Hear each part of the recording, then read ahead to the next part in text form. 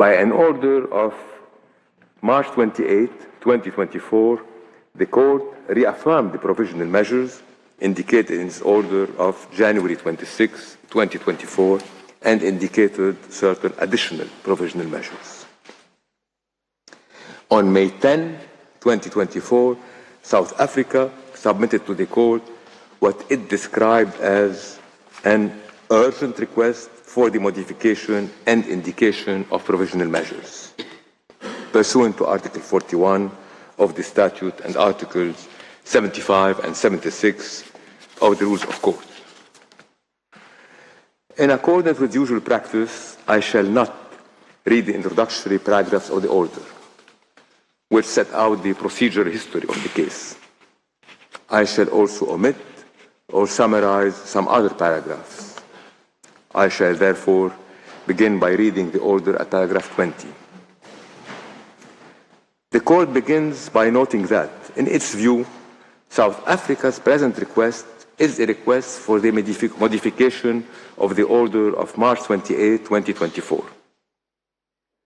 For this reason, the Court must determine whether the conditions set forth in Article 76, paragraph 1 of the Rules of Court have been fulfilled. That paragraph reads as follows.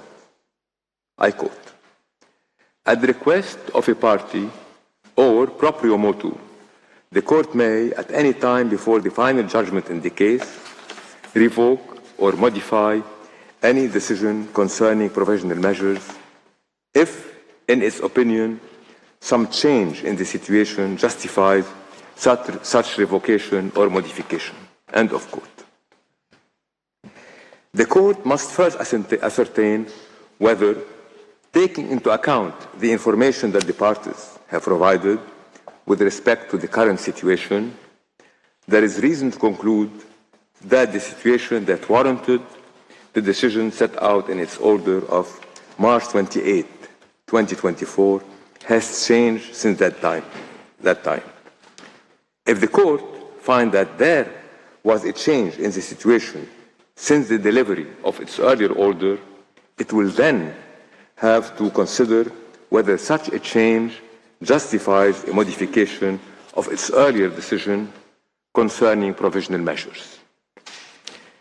Any such modification would be appropriate only if the general conditions laid down in Article 41 of the Statute of the Court were also met in this instance. The Court thus begins by determining whether there has been a change in the situation that warranted the decision set out in its order of March 28, 2024. The Court recalls that in its order of January 26, 2024, it noted that the military operation conducted by Israel following the attack of October 7, 2023, had resulted in, I quote, "a large number of deaths and injuries, as well as the massive destruction of homes, the forcible displacement of the vast majority of the population, and extensive damage to civilian infrastructure." End of quote.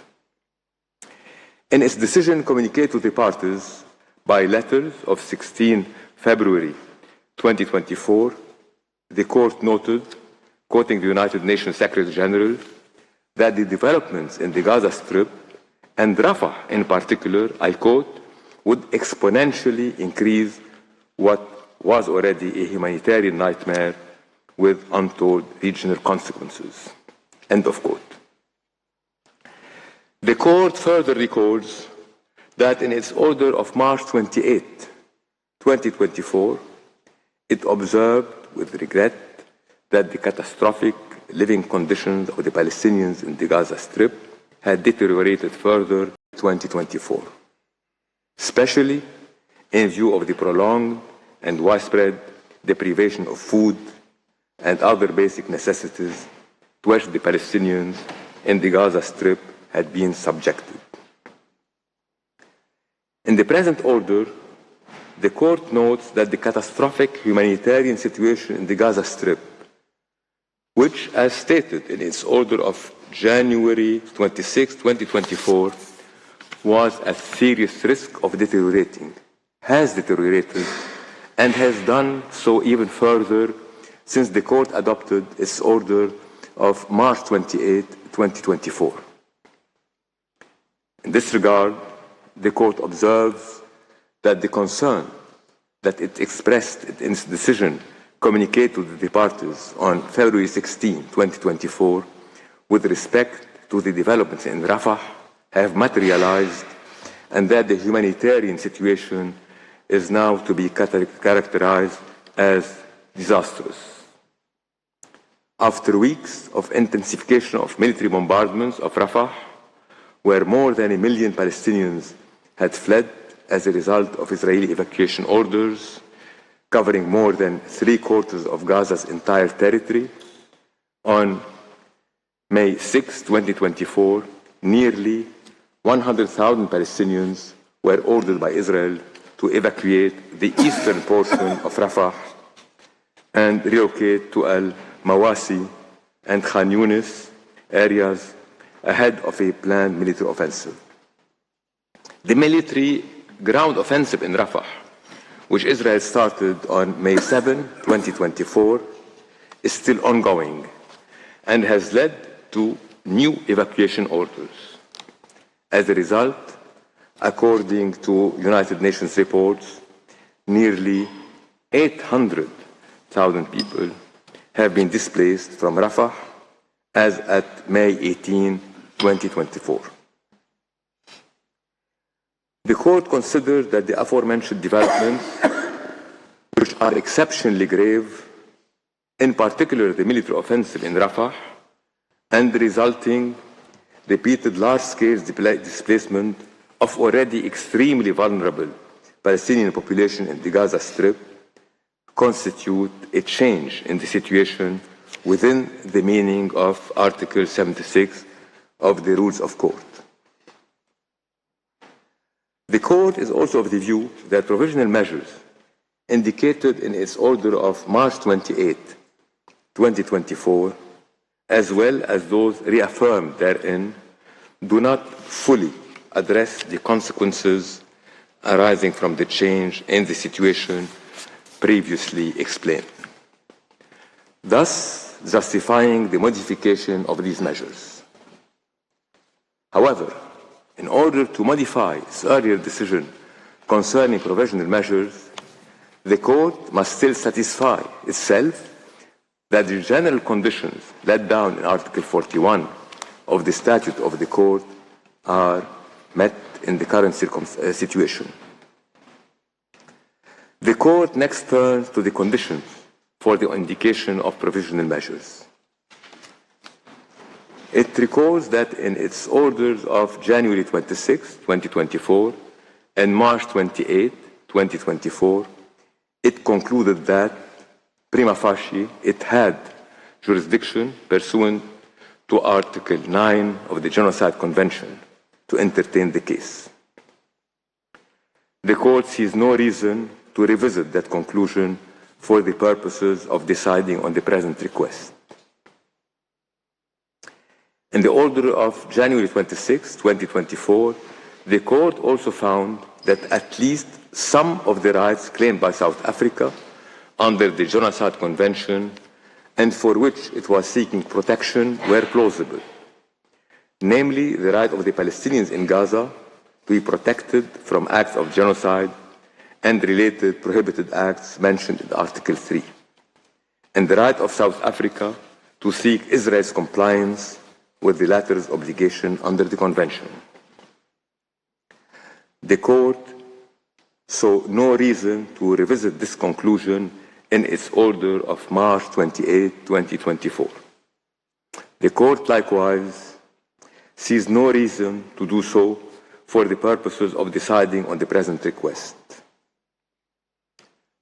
It further considers that, by their very nature, at least some of the provisional measures sought pursuant to the present request are aimed at preserving the rights claimed by the applicant that the Court has found to be plausible. The Court must next consider whether the current situation entails a risk of irreparable prejudice to the plausible rights claimed by South Africa and whether there is urgency. The court recalls in this regard that it has previously concluded that in view of the fundamental values sought to be protected by the Genocide Convention, the plausible rights in question in these proceedings are of such a nature that prejudice to them is capable of causing irreparable harm. The court recalls that on May 7, 2024, Israel began a military offensive in Rafah following weeks of intensified bombardment, and that as a result, approximately 800,000 Palestinians were displaced from Rafah as at May 18, 2024. The court notes that senior United Nations officials have consistently underscored the immense risks associated with the military offensive in Rafah. For instance, on May 3, 2024, the spokesperson of the Office for the Coordination of Humanitarian Affairs warned that an assault on Rafah would put, I quote, hundreds of thousands of people at imminent risk of death, end of quote, and would severely impact the humanitarian operation in the entire Gaza Strip, which is run primarily out of Rafah. On May 6, 2024, the United Nations Children's Fund indicated that about half of the approximately 1.2 million Palestinians sheltering in Rafah were children, and warned that military operations therein would result in, I quote, the few remaining basic services and infrastructure they need to survive being totally destroyed, end of quote. The United Nations sources indicate that the aforementioned risks have started to materialize and will intensify even further if the operation continues. For instance, on May 8, 2024, the Director General of the World Health Organization stated the Al-Najjar Hospital, one of the last remaining medical facilities in the Rafah Governorate, was no longer functional due to the ongoing hostilities in its vicinity. On May 17, 2024, the World Food Programme warned that it had been able to access its warehouses in Rafah it hadn't been able to access its warehouses in Rafah for over a week, and observed that, I quote, the incursion into Rafah is a significant setback to recent modest progress on access, end of quote. On the basis of information before it, the court is not convinced that the evacuation efforts and related measures that Israel affirms to have undertaken to enhance the security of civilians in the Gaza Strip, and in particular those recently displaced from the Rafah Governorate, are sufficient to alleviate the immense risk to which the Palestinian population is exposed as a result of the military offensive in Rafah. The court observed, for instance, that according to a statement by the Commissioner General of the United Nations Relief and Works Agency for Palestine refugees in the Near East, Mr. Philippe Lazzarini, on May 18, 2024, I quote, the areas that peoples are fleeing to now do not have safe water supplies or sanitation facilities. Al-Mawasi, as one example, is a sandy 14 square kilometer agricultural land where people are left out in the open with little to no buildings or roads. It lacks the minimal conditions to provide emergency humanitarian assistance in a safe and dignified manner, end of quote.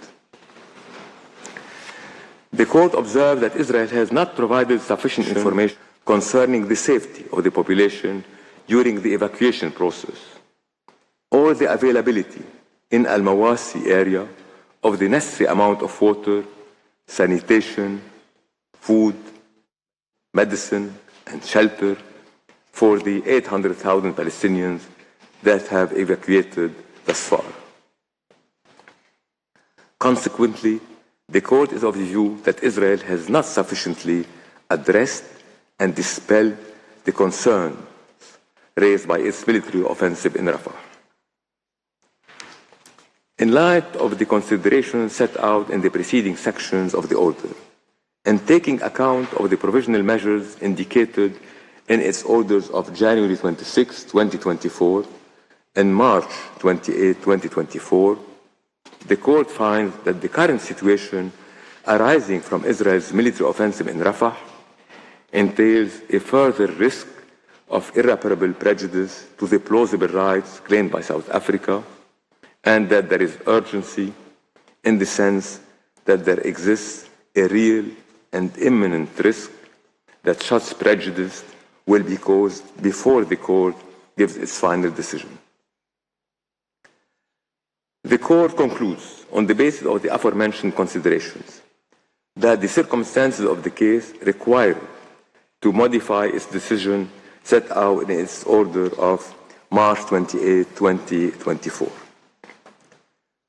The Court recalls that in accordance with Article 75, Paragraph 2 of its rules, when a request for the indication of provisional measures has been made, it has the power under its statute to indicate measures that are not in whole or in part other than those requested.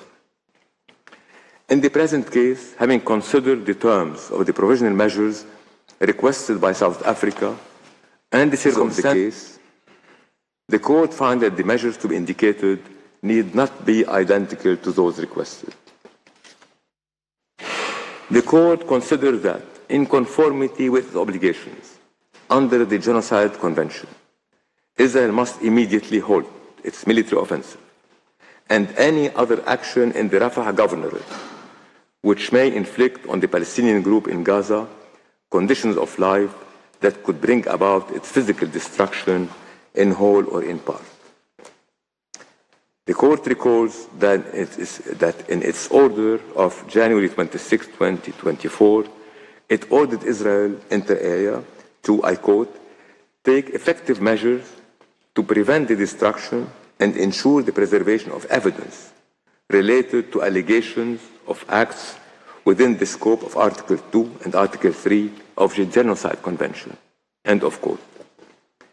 In the present circumstances, the Court is also of the view that, in order to preserve evidence related to allegations of acts falling within the scope of Article 2 and Article 3 of the Genocide Convention, Israel must take effective measures to ensure the unimpeded access to the Gaza Strip of any commission of inquiry, fact-finding mission, or other investigative body mandated by competent organs of the United Nations to investigate allegations of genocide. The Court also considers that the catastrophic situation in Gaza confirmed the need for the immediate and effective implementation of the measures indicated in its orders of January 26, 2024 and March 28, 2024, which are applicable throughout the Gaza Strip, including in Rafah. In these circumstances, the Court finds it necessary to reaffirm the measures indicated in those orders. In so doing, the Court wishes to emphasize that the measure indicated in paragraph 51, 2a of its order of March 28, 2024, requiring, I quote, the unhindered provision at scale by all concerned of urgently needed basic services and humanitarian assistance, end of quote, necessitates that the respondent maintain open land crossing points, and in particular the Rafah crossing. In view of the specific provisional measures it has decided to indicate, the Court considered that Israel must submit a report to the Court on all measures taken to give effect to this order, within 1 month from the date of this order. The report so provided will then be communicated to South Africa, which shall be given the opportunity to submit to the court its comments thereon. The court recalls that its orders on provisional measures under Article 41 of the statute have binding effect and thus create international legal obligations for any party to whom the provisional measures are addressed. The court underlined that the present order is without prejudice to any findings concerning the respondents' compliance with the orders of January 26, 2024 and March 28, 2024. In its orders of January 26, 2024 and March 28, 2024, the court expressed its grave concern over the fate of the hostages abducted during the attacks in Israel on October 7, 2023, and held since then by Hamas and other armed groups, and called for their immediate and unconditional release.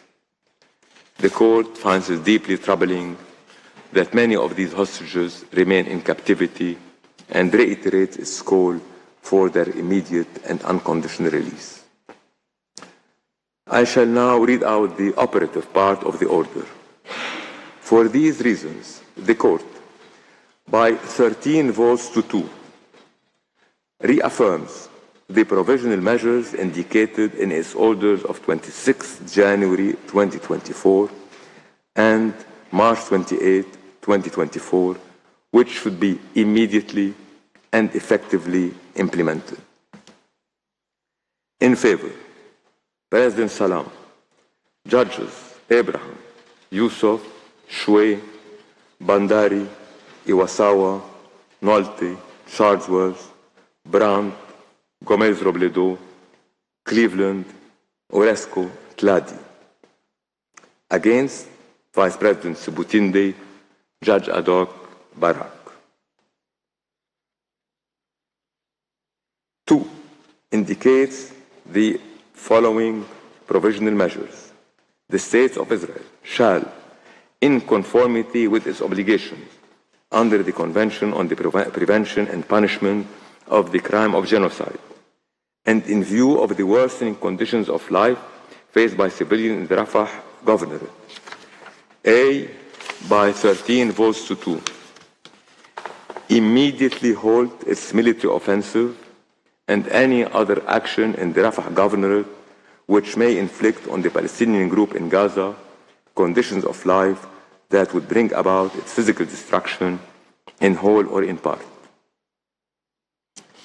In favor, President Salam, Judges Abraham, Yusuf, Shway, Bandari, Iwasawa, Nolte, Charlesworth, Brandt, Gomez Robledo, Cleveland, Oresco, Tladi. Against, Vice President Sebutinde, Judge ad hoc Bar-Aks. By 13 votes to 2, maintain open the Rafah crossing for unhindered provision at scale of urgently needed basic services and humanitarian assistance. In favor, President Salam, Judges Abraham, Yusuf, Shway, Bandari, Iwasawa, Nolte, Charlesworth, Brandt, Gomez Robledo, Cleveland, Oresco, Tladi. Against, Vice President Sebutinde, Judge ad hoc Bar-Aks. C, by 13 votes to 2, take effective measures to ensure the unimpeded access to the Gaza Strip of any commission of inquiry, fact-finding mission, or other investigative body mandated by competent organs of the United Nations to investigate allegations of genocide.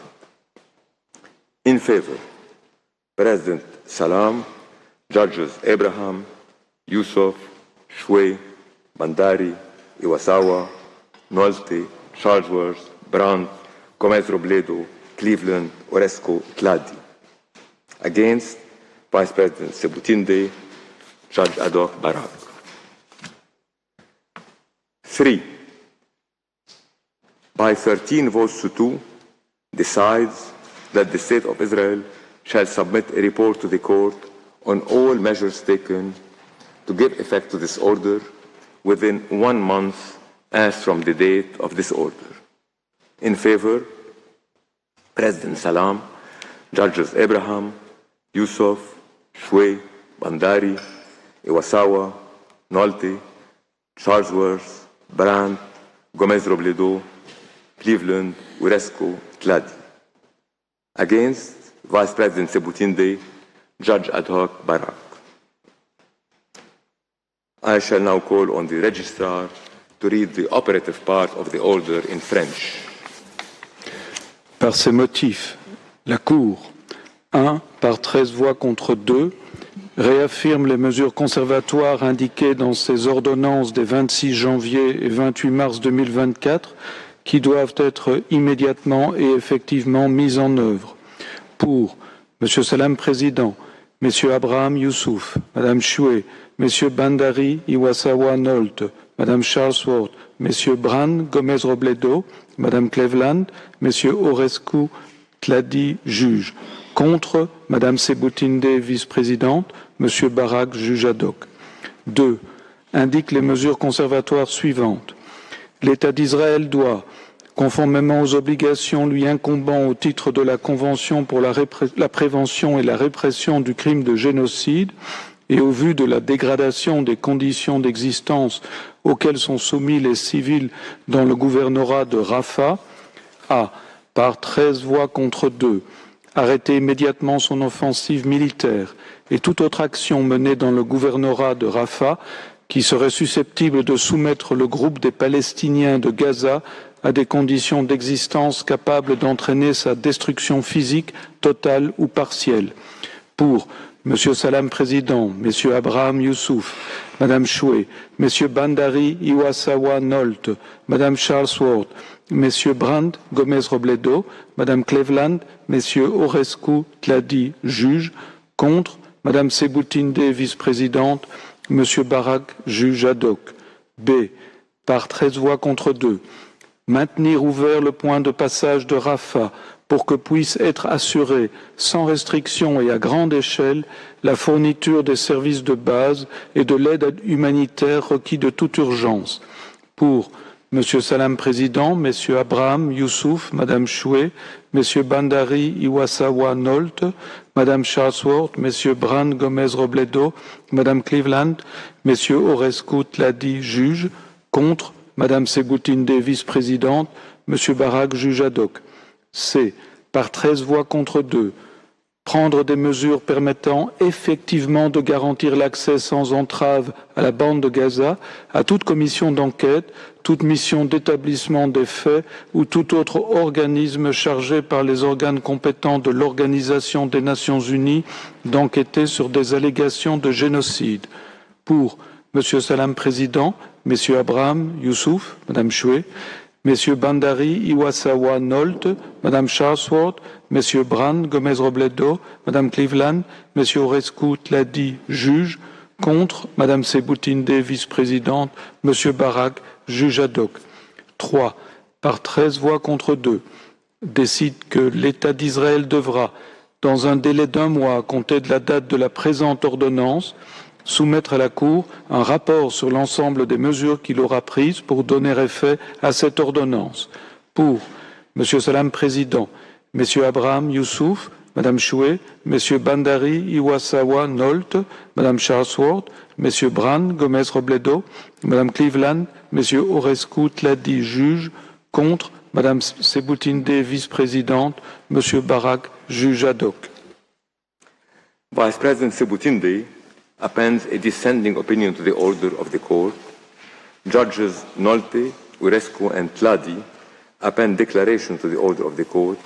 Judge ad hoc Bar-Aks appends a dissenting opinion to the order of the court. The text of the order is available from today in typescript. It will be available shortly on the court's website. The printed text will be available in due course. As the court has no further business before it today, I declare the sitting closed.